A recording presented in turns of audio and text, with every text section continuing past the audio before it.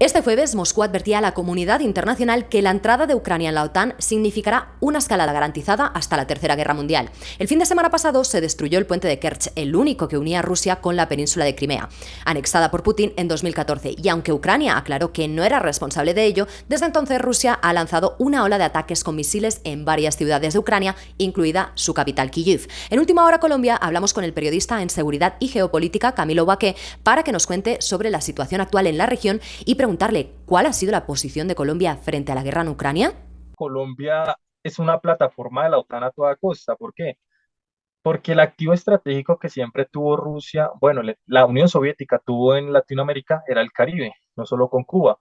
El mar del Caribe era el activo estratégico más importante que alguien puede tener. Eso no lo decía solo eh, eh, los intelectuales de hoy, eso lo decía Simón Bolívar, quien decía que quien controlara el Caribe controlaba el destino de Latinoamérica. ¿Por qué? Pues porque tiene todas las salidas para activos estratégicos militares, económicos e industriales. El Canal de Panamá, las islas del Caribe, todos los países que están en estos dos mares son los países más importantes. Por eso que Colombia es un activo estratégico importante de los Estados Unidos, porque tiene no solo, eh, no solo tiene un batallón naval, sino también tiene las sedes de la Fuerza Aérea y de operaciones del Comando Sur. Eso es lo que decía Eduardo con el Amazonas. Es curioso porque Colombia es interesante, además pues también para repeler la influencia de Venezuela y Nicaragua pues en Latinoamérica. Entonces las relaciones más que en Ucrania con la OTAN es muy positiva y con los Estados Unidos es mucho mejor. Con Zelensky, Santos pues en su discurso de la OTAN estuvo hablando con él, Iván Duque desde el primer día rechazó la invasión a Ucrania. En cambio, con Rusia las relaciones económicamente son muy positivas porque tenemos, pues hablando en términos generales, Colombia tiene una muy buena relación económica con Rusia. El problema es que diplomáticamente es malísima. Malísima porque desde el ascenso del gobierno de Iván Duque, las constantes acusaciones a Rusia puso a que el embajador ruso estuviera hablando acá, que eso eran mentiras. Incluso varias entrevistas el embajador ruso se ríe pues, de las declaraciones, diciendo que no tienen sustento, y inmediatamente sucedió la invasión. Un batallón de ingenieros militares se dispuso por el gobierno de Iván Duque para desminar Ucrania. Entonces, más allá de enviar militares, es hacer lo que Colombia ha hecho siempre, apoyar militarmente a las naciones, no solo de la OTAN, sino de los Estados Unidos. Por eso el batallón Colombia que está en el Sinaí no está, no está es defendiendo la frontera entre Egipto e Israel, sino justamente defendiendo a Israel de cualquier agresión, ¿sí? Es curioso porque las fuerzas militares colombianas, para bien o para mal, están sujetas a unas relaciones internacionales a las cuales tienen que dar respuesta. Y no es solo una política de gobierno, es que es histórico, ¿sí? Siempre, no solo desde la guerra de Corea en el 53, ni en el Canal de Suez, ni en el Sinaí, es porque Colombia siempre está ajustada a ese modelo internacional de Occidente. Durante el fin de semana se destruyó el puente de Kerch, el único que unía Rusia con la península de Crimea, anexada por Putin en el año 2014. Este es un golpe para el abastecimiento de las tropas rusas en el sur de Ucrania. Háblanos sobre este movimiento y cómo está afectando o cómo puede afectar a Rusia. Hay que entender que el gobierno ucraniano ha desmentido toda responsabilidad sobre este hecho, mientras que el Kremlin sí los ha culpado directamente. Lo curioso de esto es que el gobierno sí ha felicitado a las personas que han realizado este acto que ha imposibilitado la unión de abastecimiento principal a lo que era la antigua zona de influencia más importante de Ucrania, que era la península de Crimea. Ya reposaba toda la flota naval y pues toda la incidencia de Ucrania al Mar Negro. Este hecho también permite que actualmente Rusia no tenga la suficiente logística para seguir direccionando toda su fuerza terrestre que incursiona desde Crimea y avanza hacia las regiones de Gerson y las otras regiones anexadas hacia el suroriente. Eso también evidencia una capacidad de asalto que es perjudicial para Rusia y pues permite generar una contraofensiva posiblemente en términos militares hacia el sur de Ucrania. Este lunes, Rusia llevó a cabo una ola de ataques con misiles en varias ciudades de Ucrania, incluida la capital, Kiev. en lo que parece ser el bombardeo más grande desde que empezó la guerra en Ucrania. ¿Qué análisis haces de la situación actual en la región tras estos dos acontecimientos? No, primero es pues la principal táctica que tuvo el gobierno ruso en represalia a estos hechos, entendiendo que por vez primera se hace un ataque directo con bombardeos tipos misiles cruceros a la zona presidencial y a mandos militares, algo que nunca se había tenido, digamos, en cuenta como afectación directa, pues, a las instituciones de gobiernos en agenda de seguridad de parte de Kiev. También entender que todos los misiles que fueron hechos de manera táctica a cada una de las ciudades más importantes obedecen a dos escenarios. El primero, romper totalmente con la comunicación porque la infraestructura crítica que se ha vulnerado es ante todo una infraestructura de Internet, telecomunicaciones y abastecimiento, entendiendo pues que Ucrania actualmente en su conglomerado con la OTAN sirve como puente de comunicaciones para todo su desarrollo, ya sea cibernético, inteligencia y pues ciberoperaciones en su contraofensiva hacia las zonas a recuperar. En pocas palabras, estos hechos también han roto la unificación jerarquizada vertical que tiene Zelensky con sus tropas en las principales ciudades, entendiendo que aunque se concentraron en Kiev, estos bombardeos lograron incluso extenderse hacia la zona más occidental de Ucrania. Es decir, es como una operación quirúrgica para posiblemente, porque estamos hablando en escenarios futuros, una maniobra militar conjunta más amplia, pero es la primera vez que después del 24 de febrero que inició la invasión, podamos tener, digamos, un escenario más abierto, un poco más realista y cruel, pero ante todo tácticamente y quirúrgicamente diseñado para afectar, por decirlo así, la cabeza y la columna vertebral de todos los mandos militares ucranianos. El objetivo principal han sido las infraestructuras de energía en Ucrania. En ese sentido, ¿cómo está llevando a cabo la guerra Putin? Es una pregunta interesante porque en relaciones internacionales y desde una visión realista cabe destacar que Putin realmente quiere ampliar el anillo defensivo de Rusia a través de su activo estratégico más importante después de la disolución de la Unión Soviética, y es Ucrania.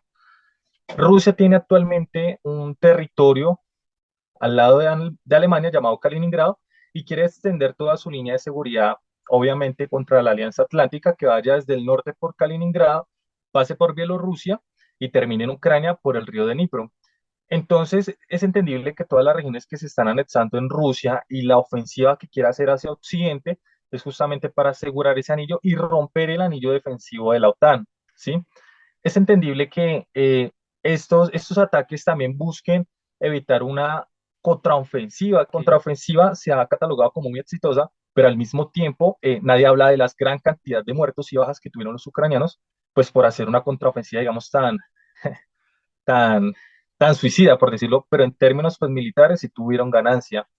Eh, Putin quiere evitar eso a toda costa. Quiere evitar una nueva contraofensiva que agrupe nuevamente tropas en un sector para movilizarlas como si fuera un triángulo quirúrgico y que rompa todas las líneas que ha construido el Kremlin a través del oriente ucraniano. Entonces busca de romper con esas comunicaciones, no solamente a través de infraestructura de telecomunicaciones, sino abastecimiento, puentes, carreteras, líneas de acueducto, todo lo que impida una movilización de tropas terrestres por todo el territorio ucraniano.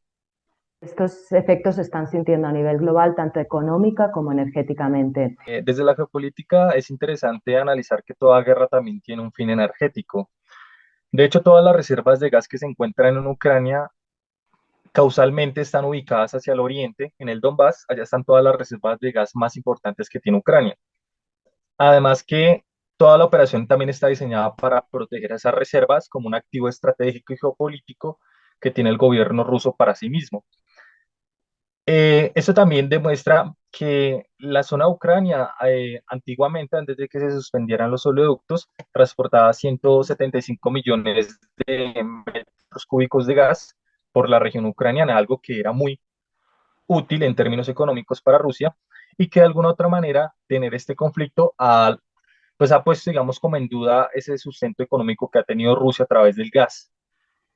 Los países como Alemania y los de Europa del Este tienen una dependencia muy amplia del gas ruso y que se ha sentido también con las protestas, por ejemplo, en Berlín hace muy poco, pues sobre la calidad de vida que en términos pues domésticos son muy necesarias para cualquier europeo. En cambio, para Europa Occidental no se siente tanto. Por ejemplo, algunos países como España pues dependen del gas que les ofrece el norte de África, pero pues para países como Alemania y entre otros sí es muy útil.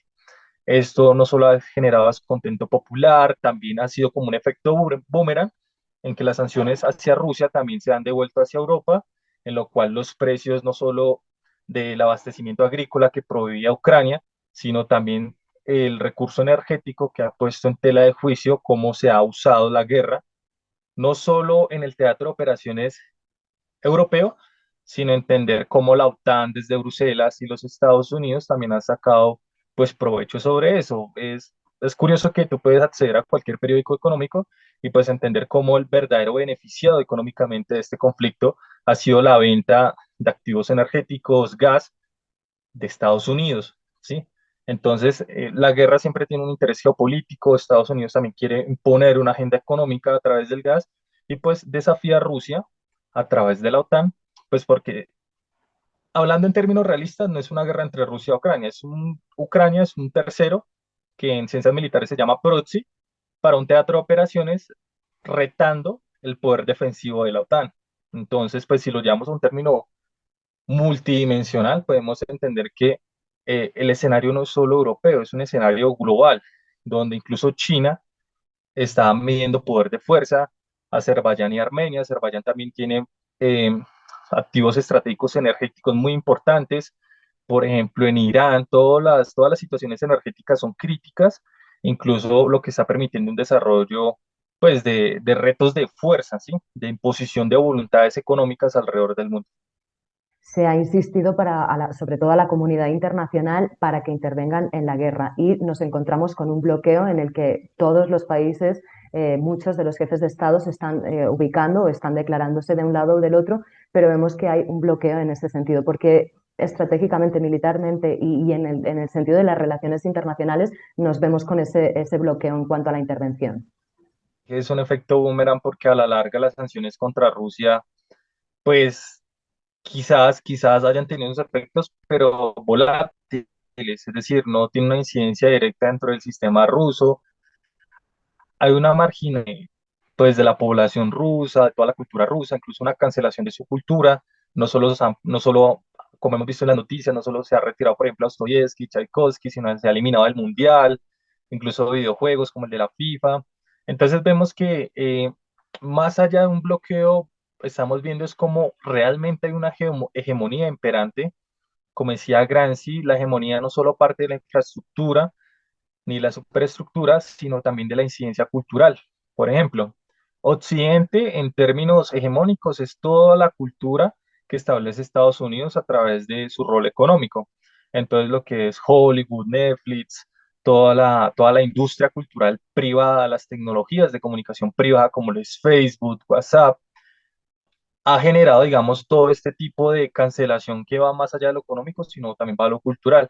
Eso pone en evidencia cómo, de alguna otra manera, incluso Colombia, pues gira alrededor de este sustrato ideológico que es llamado Occidente y que pues otras potencias también lo están poniendo a prueba. Por ejemplo, TikTok, que es una plataforma pues de origen oriental, también pone a prueba ese dominio o ese predominio de la hegemonía tecnológica en el mundo y que la disputa mucho con otros dominios privados, Huawei, todo lo demás, y también evidencia que realmente hay como una policía cultural de Occidente que es capaz de criminalizar cualquier acto. Por ejemplo, hace no pocas semanas Estados Unidos tiene un conflicto, pues no un conflicto, tiene una participación en un conflicto donde puede bombardear legítimamente Somalia. Israel tiene un conflicto activo donde puede tener incidencia directa militar, incluso anexión de territorios en Palestina. Actualmente Azerbaiyán, apoyada también por Occidente, está rompiendo las fronteras con Armenia en un conflicto muy antiguo, pero que vemos que eh, la gente, bueno, en términos de opinión pública y comunicación social, la opinión pública es ante todo el conglomerado ideológico imperante. Entonces acá estamos viendo y demostrando cómo los conflictos tienen una aceptación más allá de la verdad, sino cuáles considerar buenos y cuáles considerar malos. Es entendible que Rusia tenga un conflicto o esté realizando una invasión, pero si miramos en términos objetivos, alrededor del mundo están pasando conflictos, están bombardeando gente. Entonces, eso evidencia que hay que recuperar un sentido de objetividad incluso en los medios de comunicación, pero mientras estos giren alrededor de Occidente, pues nosotros sabremos interpretar a quienes creerles y a quienes no. Te agradezco muchísimo que hayas estado aquí con nosotros en Última Hora Colombia para entender algo más sobre el conflicto allá entre Rusia y Ucrania y también para entender cómo nos puede llegar a afectar aquí al otro lado del Atlántico. Mire, sí, muchísimas gracias y un gusto estar aquí con ustedes. Nos despedimos también de la audiencia de Última Hora Colombia, como saben, para traerles siempre aquellas noticias de interés nacional e internacional.